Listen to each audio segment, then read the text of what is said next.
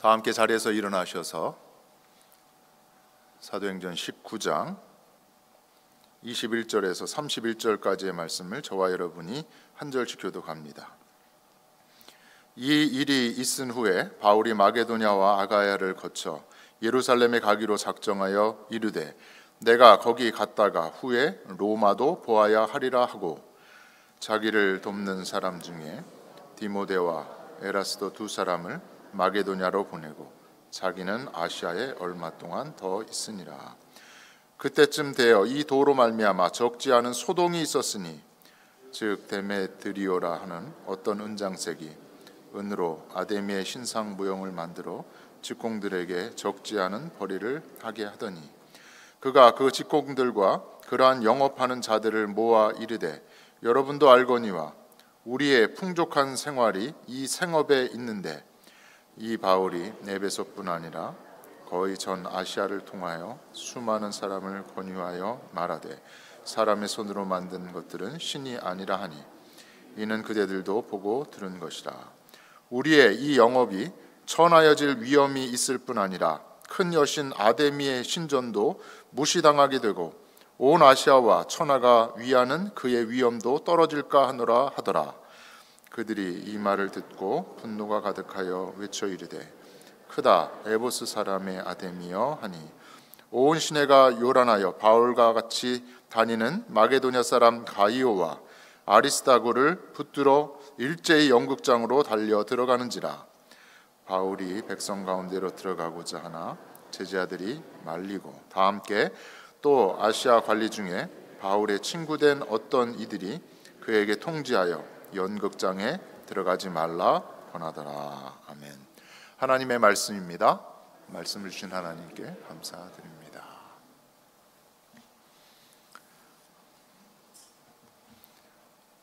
사도행전 19장의 후반부의 말씀이지요. 예수를 따름이라고 하는 제목의 말씀입니다. 예수를 따름. 에베소에서 일어난 소동에 관한 이야기가 오늘 우리가 읽은 사도행전 19장 후반부의 내용이에요. 바울이 에베소에 머물면서 두란노소원에서 말씀을 2해 동안 2년 동안 강론했다라고 하는 말씀이 앞부분에 있지요. 많은 선교의 열매를 에베소에서 맺게 되었습니다. 에베소에 큰 부흥이 일어난 것입니다. 에베소 선교를 마무리하면서 3차 선교 여행 중에 있는데 선교를 마무리하면서 바울이 앞으로의 선교 일정을 알려줍니다. 마게도냐와 아가야, 유럽 땅이지요. 마게도냐와 아가야를 거쳐서 3차 여행을 마무리한 다음에 이제 내가 예루살렘으로 되돌아가야 하겠다. 그리고 그 후에 로마에도 가야 하리라 라고 이야기를 합니다. 선교 여행을 치밀하게 준비하면서 디모데와 에라스도를 먼저 마게도냐로 보냅니다. 그리고 바울은 얼마 동안 에베소에 더 머물러 있다라고 하는 말씀이 있지요. 아마도 예루살렘 교회 가져갈 헌금을 모금하기 위해서 이 두 사람을 유럽 땅 마게도냐와 아가야에 먼저 보낸 것입니다. 에베소에 머물러 있는 기간에 바울이 이제 남아 있는데 뜻하지 않은 소동이 일어났습니다. 오늘 우리가 읽은 본문에 나오는 사람이지요. 데메드리오라고 하는 은장색이 일으킨 소동입니다. 오늘 본문의 이야기를 통해서 왜 적지 않은 분량이에요. 19장에 이렇게 긴 내용에 데메드리오의 소동 이야기가 이곳에 위치해 있는가, 이 말씀을 통해서, 이 소동의 이야기를 통해서 하나님이 우리에게 하시고자 하는 말씀이 무엇인가를 함께 생각해 보면서 은혜를 나누고자 합니다. 오늘 본문을 통해서 바울의 선교 스케줄을 알 수 있지요. 에베소를 떠나 마게도냐와 아가야를 거쳐서 이제 3차 전도 여행을 마무리하는 과정 중에 예루살렘으로 되돌아가겠다. 그리고 로마에까지 이르러야 한다라는 겁니다. 로마를 가고자 하는 바울의 선교 목적은 분명했습니다. 로마서 15장 23절과 24절에 이러한 이야기가 있어요. 이제는 이 지방에 일할 곳이 없고 소아시아 지역과 마케도냐 아가야 지역, 유럽 땅에 이르기까지 복음을 전했지요.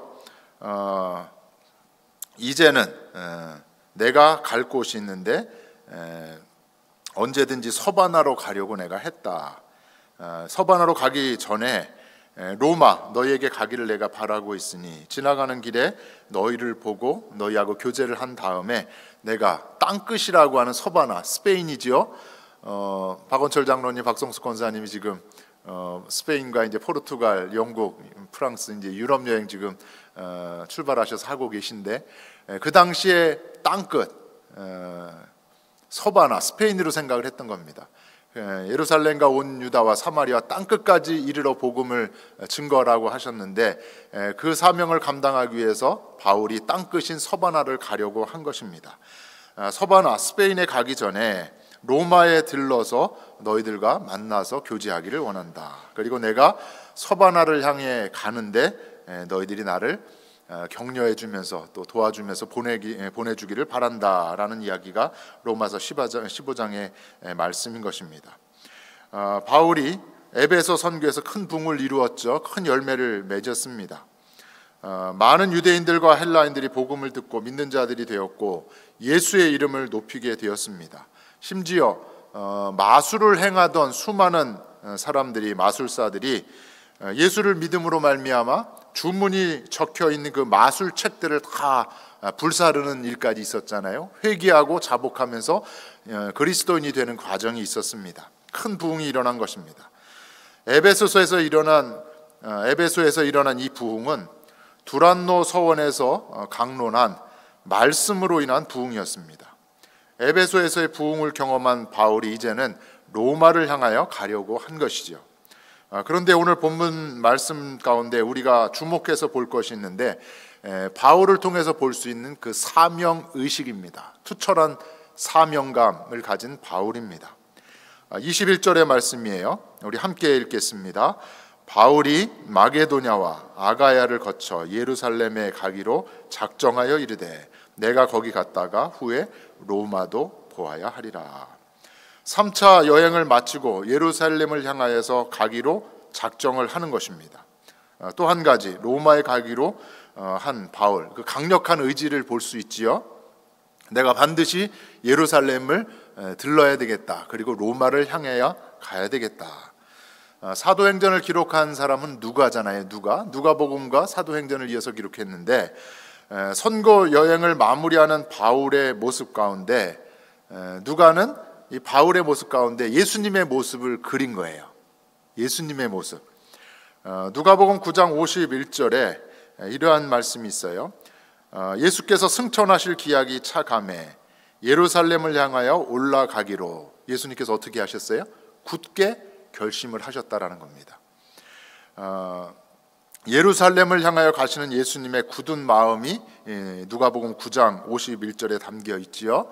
갈릴리 사역을 마무리하고 예루살렘을 내가 향하여 나아가겠다. 굳게 결심하시고 발을 내디신 그 예수님. 3차 여행을 마무리하고 예루살렘을 거쳐 내가 로마로 가야 되겠다. 굳은 마음을 가진 바울. 비슷한 점이 있는 것입니다. 누가는 에베소에서 효과적으로 선교를 마친 바울이 투철한 사명의식을 가지고 예루살렘을 가야 하고 로마에도 가야 할 것을 말하면서 예수님의 이 모습과 바울의 모습이 비슷하다라는 것을 보여주고 싶었던 겁니다. 예수님은 투철한 사명의식을 가지고 예루살렘을 향하여 올라가시려고 했습니다. 바울도 마찬가지지요. 예수님처럼 사명에 사로잡혀서 예루살렘을 향하여 그리고 로마를 향하여 더 나아가서 서바나, 스페인에 이르기까지 땅끝까지 나아가려고 한 것입니다. 그런데 사명에 붙들린 이 예수님과 바울에게 있어서 한 가지 비슷한 점을 발견할 수 있는데, 예루살렘을 향하여 가시겠다고 굳게 결심하신 예수님의 모습, 누가복음 9장에서 잘 살펴볼 수 있어요. 공간복음에 동일하게 반복되어 나오는 말씀인데, 가버나움을 중심으로 한 갈릴리 사역을 마무리하시면서 이제 제자들에게 3번에 걸쳐서 순환 예고를 말씀하세요. 3번에 걸쳐서. 누가복음 9장 22절에 이러한 말씀이 있어요. 인자가 많은 고난을 받고 장로들과 대제사장들과 서기관들에게 버림받되어 어디에 갔을 때? 예루살렘에 갔을 때 이렇게 고난을 받게 될 것이다. 또 버림받되어서 죽임을 당하게 될 것이다. 그리고 제3일에 다시 살아나게 될 것이다. 예루살렘에 올라가서 당하게 될 이 순환과 또 부활의 이야기를 무려 3번에 걸쳐서 제자들에게 반복하고 또 반복해 주시는 말씀이 마태복음, 마가복음, 누가복음에 이 공간복음에 공통적으로 나옵니다. 바울도 마찬가지입니다. 에베소 교회 장로들에게 고별 연설을 하는 이야기가 사도행전 20장에 나오는데, 사도행전 20장 22절에서 24절에 이러한 말씀이 있어요. 보라, 이제 내가 어디를 향하여 간다? 예루살렘을 향하여서 간다. 거기서 무슨 일을 당하는지 나는 알지 못한다. 하지만 나는 예루살렘을 향해서 가야 한다. 오직 성령이 각 성에서 내게 증언하여, 성령께서 말씀을 해주시는 거죠. 내가 가면 결박과 환난이 나를 기다린다. 고난을 당하게 될 것이라는 거지요. 그럼에도 불구하고 내가 달려갈 길과 주 예수께 받은 사명, 곧 하나님의 은혜의 복음을 증언하는 일에, 그것을 마치는 데 있어서 나의 생명조차도 조금도 귀한 것으로 여기지 아니하노라. 복음을 전한다고 하면, 가는 곳곳마다 예수 구원의 복음을 전한다고 하면 목숨도 아깝지 않다라고 하는 바울의 담대한 선언입니다.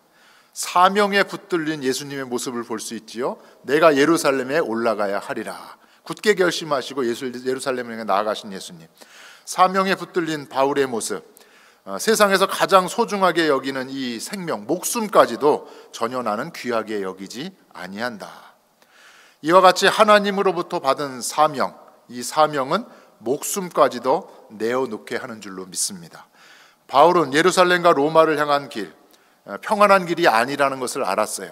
고난과 죽음의 길이라는 것을 알았지만 하나님께서 맡기신 사명이 있기에 예수님처럼 그 예수님 길에 걸어가신 그 길을 따라서 고난과 죽음의 길을 걸어간 것입니다. 지난주에 저희 교회에 2가지 선교 사역이 있었지요. 하나는 기아와 질병으로 고통 가운데 살아가는 세계 여러 나라 사람들을 위한 식사, 그 밀을 패킹하는 일이었습니다. 3장의 사진을 제가 준비했는데, 한 봉지 372g에서 384g으로 제가 기억을 합니다. 그래서 많은 사람들이 4가지 곡식, 비타민을 포함한 4가지를 봉지에 담았는데 그것이 372g을 넘어야 되는 거예요. 그래서 372g이 안 되면 숟가락으로 쌀을 좀 더 퍼서 1숟가락, 2숟가락, 375g이 됐네. 그럼 합격인 겁니다. 그러면 그것을 이제 묵는 분에게 넘겨드려요. 근데 384g까지 합격이잖아요. 그래서 최대한 저는 383이나 384까지, 그래야만 이 한 봉지를 한 가정이 갖다 먹을 텐데 조금 더 배부리 먹을지 않을까, 쌀 1숟가락이라도 더 부으려고 하는 노력을 제가 했습니다. 3장의 사진을 보시면 재밌어요. 열심히 저희가 쌀을 보충하면서 저울에 쟀는데 몇 살인지 모르겠어요. 4살짜리인지 5살짜리인지. 마지막 3번째 사진을 보면 키가 작으니까 엄마와 함께 온 것 같아요. 그 받침 위에 올라가서 계속 마지막 작업이죠. 스티커를 그 패킹한 봉지에 붙이는 어린아이의 아름다운 모습도 보았습니다. 4만 불의 헌금으로 존스크릭 UMC가 목표한 헌금이 4만 불로 10만 개의 밀을 만들었습니다. 한 봉지의 양이 6식구가 한 번 끓여 먹을 식사라고 합니다. 그럼 10만 개면은 몇 인분인 거예요? 60만 분인 겁니다. 60만 분. 지난 주일날 1시부터 5시까지 저희가 10만 개의 밀 패킹을 한 것이 60만 병의 사람들에게 한 끼 식사를 제공하는 귀한 일이 된 것입니다. 올해 저희가 매년 헌금을 하고 또 이렇게 참여를 하는데 올해 제가 한번 직접 참여를 해보았습니다. 내년에는 더 많은 분들이 함께 참여해서 밀 패킹에도 함께 할 수 있었으면 좋겠습니다. 또 하나의 선교는 클락스톤 난민 지역 아파트의 화재로 32가정이 삶의 터전을 잃었다고 합니다. 이 소식을 저희가 듣고 김로리 선교사님에게 우리가 도울 수 있는 부분을 최대한 돕도록 하겠습니다. 살림살이에 필요한 물건들 모아보겠습니다 했더니 집에서 사용하시던 주방기구 프라이팬도 가져오시고 또 남아있는 그 이불도 블랭킷도 가져오셔서 그리고 목사님 저희 집에 매트리스 쓰지 않는 게 있습니다. 책상도 있어요. 가져가세요 해서 살림살이 일체를 저희가 자동차에 실어서, 큰 것은 직접 그분 난민들이 오셔서 픽업을 해 가셨는데 지난 목요일에 저희가 중고 가게에 모아진 물건들을 가져다 드렸습니다. 참 감사한 한 주간이었는데 정한나 장로님과 제가 2대의 차를 이용해 가지고 물품을 나르면서 또 귀하게 헌금을 해주신 분이 있어요. 그래서 캐시를 전해드리는 것보다는 물품을 전해드리면 좋겠다라는 생각에 월마트에 가서 블랑킷을 사가지고 사진에 보시면 아시겠지만 트렁크에 그것을 실어서 함께 전해드렸습니다. 2025년을 시작하면서 저희가 목표한 것이 1월부터 12월까지 매월 한 선교지를 정해서 우리가 귀한 헌금을 드리고 또한 함께 기도하면서 선교에 참여하자라는 것입니다. 우리 교회를 통해서 하시고자 하는 하나님의 선교가 있다라는 겁니다. 우리가 나아가야 할 방향은 무엇이며 우리가 나아가야 할 길은 무엇인가? 우리를 향한 하나님의 바램과 그 하나님의 기대를 아는 것이 중요합니다. 바울은 에베소 선교를 마무리하면서 하나님의 뜻이 과연 어디에 있는가? 에베소에서 두란노 서원에서 이렇게 말씀을 양육을 하는 것을 통해서 과연 하나님의 더 큰 뜻은 무엇이 있는가? 그것이 바로 예루살렘 그리고 로마를 향하여 땅끝까지 서바나까지 이르라는 것이라는 것을 바울이 알았습니다. 그리고 사명감을 가지고 복음 전파와 하나님의 선교를 위해서 담대히 나아간 것입니다. 사랑하는 성도 여러분, 바라기는 저와 여러분이 하나님께서 명하신 선교의 사명을 잘 감당해서 이 시대에 우리 모두가 우리 교회가 바울처럼 예수를 잘 따를 수 있는 저와 여러분이 되어지기를 주의 이름으로 간절히 축원합니다. 또 한 가지 본문을 통해서 우리가 생각해 볼 것이 있습니다. 예수를 따르는 데 있어서 하나님의 선교를 하는 데 있어서 이 세상에 어떤 것이 막는다라는 겁니다. 방해를 하는 일들이 있다라는 거예요. 고린도전서 16장 8절과 9절의 말씀인데요. 함께 읽겠습니다. 내가 오순절까지 에베소에 머물려 함은 내가 광대하고 유의한 문이 열렸으나 대적하는 자가 많으니라. 지난주에 우리가 함께 나눈 이야기지요. 에베소에서 고린도 교회에 보낸 편지의 내용입니다. 내가 에베소에 더 오순절까지 머물러 있으려고 한다. 왜냐하면 광대하고 유효한 문이 열렸다라는 겁니다. 선교에 복음을 전하는 데 있어서 큰 문이 열렸다. 그리고 우리에게 더 많은 복음을 전하는 기회가 주어졌다라고 하는 것입니다. 그런데 여기에 한 가지가 더 덧붙여지죠. 고린도 교회에 보낸 편지에 바울이 한 가지 덧붙인 말이 있습니다. 마지막에 있는 그런데 이 상황 가운데 대적하는 자가 또한 많았다라는 겁니다. 복음을 전하는 일, 선교하는 일에 막는 사람들, 반대하는 사람들이 많았다라는 겁니다. 여러 대적자 중에 한 사람이 오늘 우리가 읽은 사도행전 19장의 데메드리오라고 하는 사람인 것이에요. 이어지는 말씀을 보면 에베소에 뜻하지 않은 소동이 일어나지요. 데메드리오라고 하는 사람이 소동을 일으킨 것입니다. 데메드리오는 아데미 신상 모형을 만들어 파는 은장색이었습니다. 에베소에는 세계 7대 불가사의 중 하나인 아데미 신전이 있었습니다. 아테네에 있는 파르테논 신전보다도 무려 규모가 4배나 큰 신전이 아데미 신전이에요. 그것이 에베소에 있었어요. 아데미라고 하는 이 신상, 여신인데 가슴에 24개의 유방을 가진 모양을 보시면 아시겠지만 다산과 풍요의 신으로 이 아데미 신전 안에 깊숙이 그곳에 위치해 있었습니다. 매년 아데미 축제 때 많은 사람들이 에베소를 방문을 하면서 제사를 드린 겁니다. 이때 많은 사람들이 여러 지역에서 에베소를 방문했는데 은으로 만든 아데미 신상과 신전 모형 매우 큰 사업이 되었다라는 거죠. 비즈니스로서 큰 비즈니스였었다라는 겁니다. 데메드리오는 아데미 신상 모형을 만들어서 파는 이 상인들을 대표하는 조합, 여러분 길드 조합이 만들어지잖아요. 그 조합의 조합장이었던 겁니다. 리더였던 것이죠. 그런데 바울의 선교 결과로 에베소와 소아시아 지역의 많은 사람들이 크리스찬이 되었어요. 예수를 믿게 되었습니다. 그러다 보니까 신전과 이 아데미 여신을 파는 이 신상을 파는 그 비즈니스가 자꾸 위축이 되는 겁니다. 돈이 안 벌리는 거예요. 경제적인 타격을 입게 된 것이지요. 이러한 상황에서 조합장인 데메드리오가 사람들을 선동한 겁니다. 야, 이거 안 되겠다. 그래서 소동을 일으키게 된 것입니다. 이 사업으로 풍족하게 살아가던 사람들의 그 영업이 천하여질 위험에 처했다. 망하게 되었다라는 것이지요. 데메드리오의 선동으로 발생한 이 에베소의 소동은 혼돈 그 자체였습니다. 무질서와 혼돈의 상황 가운데 몇 가지 일들이 계속 이어져 발생을 합니다.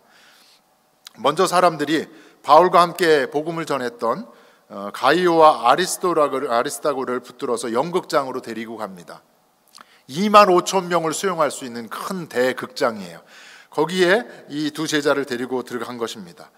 그러자 바울이 걱정이 되잖아요. 그래서 따라 들어가려고 그들을 구해오려고 했더니 제자들이 말린 겁니다. 그리고 에베소에 있는 바울과 친했던 관리들도 들어가면 큰일 나니까 들어가면 안 된다라고 만류를 한 것입니다. 그래서 바울은 에베소 사람들의 이 소동으로부터, 소나기로부터 안전하게 벗어날 수 있게 되었습니다. 이해할 수 없는 많은 일들이 19장 뒷부분에 보면 계속 일어나요. 많은 사람들이 큰 연극장에 모였는데 성경을 보면 그 수많은 무리가 우리가 여기 왜 모였지? 소리를 지르고 외치고 있는데 우리가 여기서 뭐 하는 거야? 라고 하면서 태반이 도대체 우리가 무슨 말을 하는지를 몰랐다. 이것이 이제 군중들의 모습인 것이에요. 이어서 또 하나의 사건이 발생을 합니다. 유대인들도 난리가 난 거예요. 그리스도인들이 그 신상에 대해서 그 비즈니스에 대해서 큰 타격을 주게 되니까 그 불똥이 누구에게 튀길 것 같은 거예요?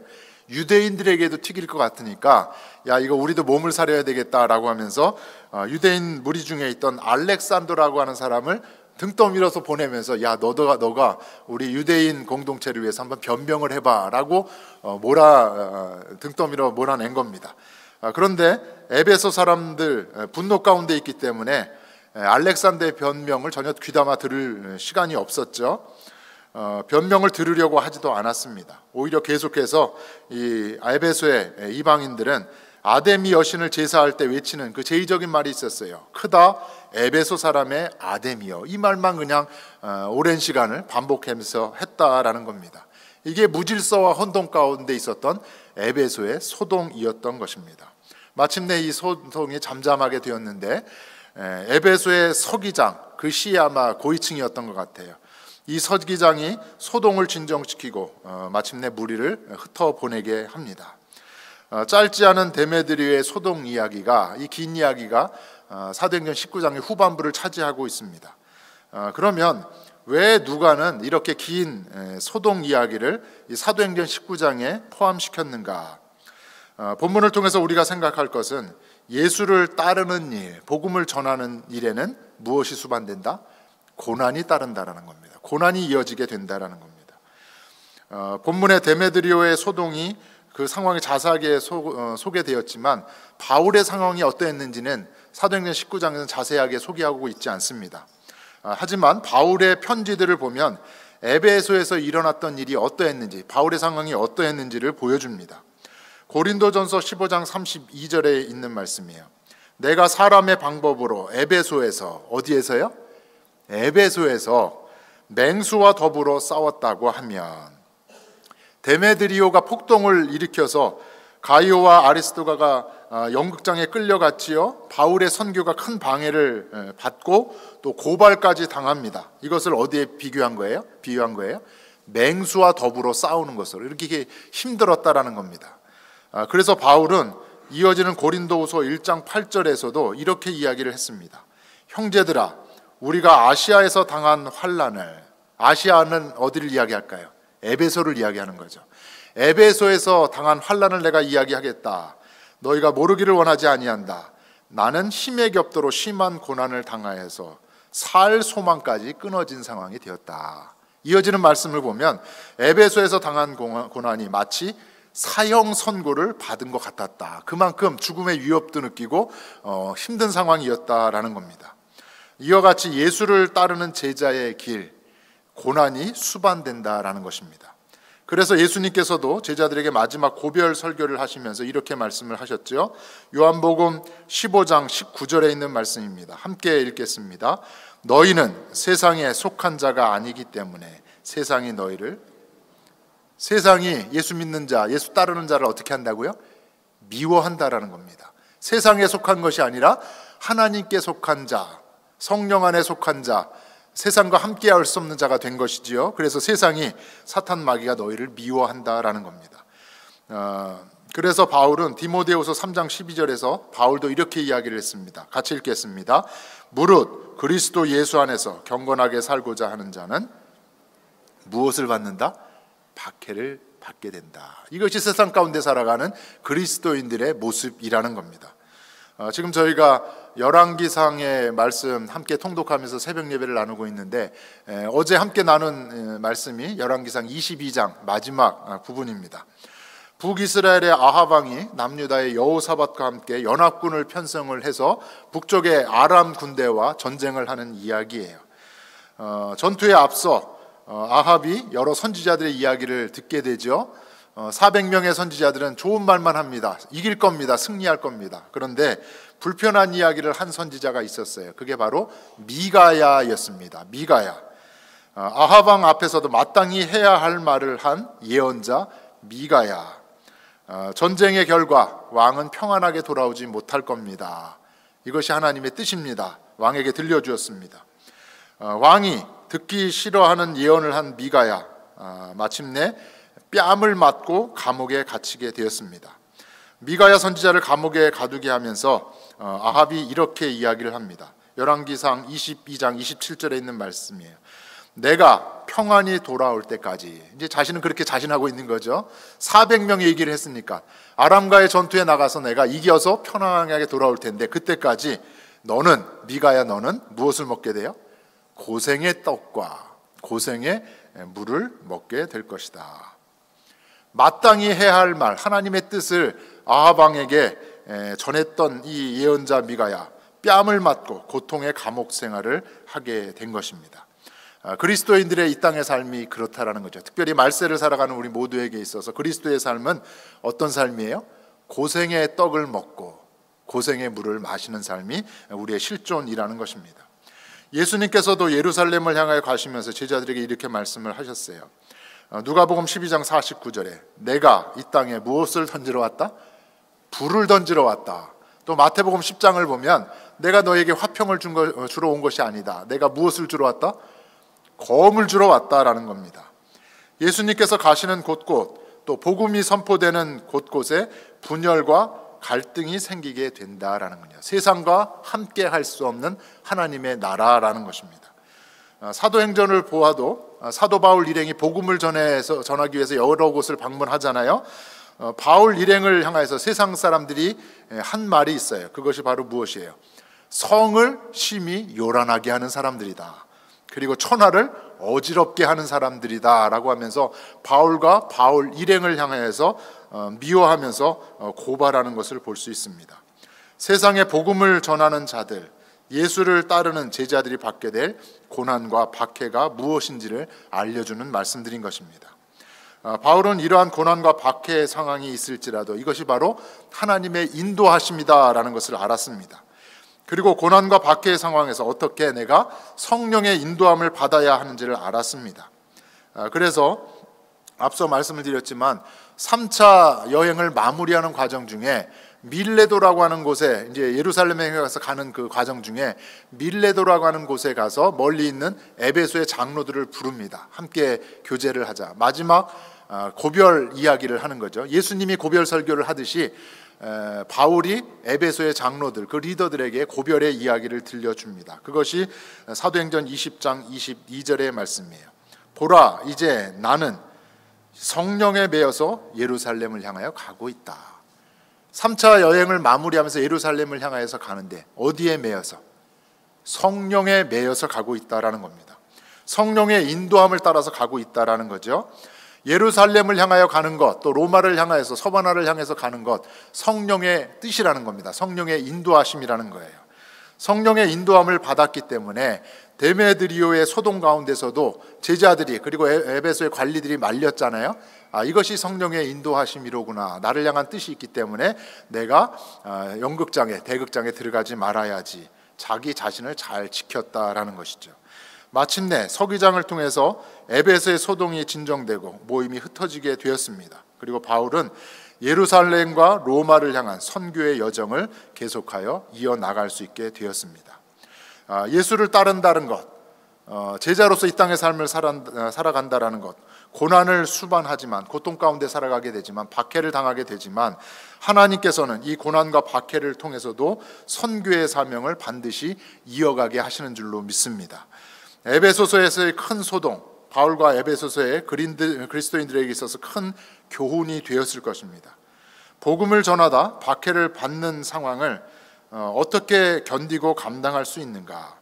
오늘 본문에는 자세하게 나와 있지 않지만 3차 여행을 마치고 예루살렘으로 되돌아가는 중에 장로들, 에베소의 장로들을 만나면서 마지막 한 가지 당부를 바울이 합니다.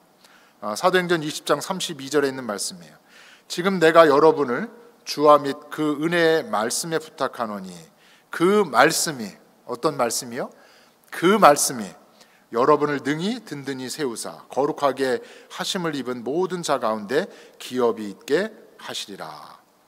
에베소에서 3년간 두란노서원에서 가르친 그 말씀, 예수 그리스도의 구원의 복음, 그 말씀밖에 없다라는 겁니다. 그 말씀이 너희들을 든든히 세워줄 것이다. 어떠한 고난과 핍박 가운데 있을지라도 예수 구원의 그 복음의 말씀이 너희를 든든히 붙들어주고, 그 말씀이 하나님 나라의 기업을 우리에게 차지할 수 있도록 허락해 주실 것이다 라는 겁니다. 그래서 마태복음 5장 산상 설교의 말씀에서 예수님께서 마지막 8번째 복을 가르쳐 주셨습니다. 그것이 마태복음 5장 10절에 있는 말씀이에요. 함께 읽겠습니다. 의를 위하여 박해를 받는 자는 복이 있다. 의를 위하여 핍박을 받는 자, 박해를 받는 자는 복이 있는데 어떠한 복이 주어져요? 천국을 소유하는 복을 주어진다라는 겁니다. 이어지는 11절과 12절에 있는 말씀, 나로 말미암아 너희를 욕하고 박해하고 거짓으로 너희를 거슬러 모든 악한 말을 할 때, 너희가 만약 핍박을 받을 때 너희가 복을 받게 될 것이다. 기뻐하고 즐거워하라. 하늘에서 너희의 무엇이 크다? 너희의 상이 클 것이다. 이 말씀이 예수를 따름으로 고난을 당하고 박해를 받는 우리 모두를 든든히 세울 줄로 믿습니다. 고난과 핍박의 삶, 데메드로의 소동을 통해서 바울과 에베소 교회 그 교인들이, 그 그리스도인들이 깨달은 바가 바로 이것인 겁니다. 말씀이 우리를 굳건하게 세워준다라는 겁니다. 말씀이 이 고난과 핍박의 삶을 살아가는, 이 말세의 때를 살아가는 그리스도인들, 마침내 하나님께서 예비하신 큰 상, 하나님 나라의 큰 상을 유업으로 받게 한다라는 겁니다. 말씀을 마무리하려고 합니다. 저와 여러분이 바울과 같이 복음을 전하고 하나님의 선교의 사명을 잘 감당함으로 이 시대 가운데 예수를 온전히 따르는 진정한 참 제자가 되는 저와 여러분이 되어지기를 간절히 바랍니다. 제자의 길, 어떤 길이라고 했어요? 예수를 따르는 제자의 길은 평탄한 길이 아니죠. 평안의 길이 아니지요.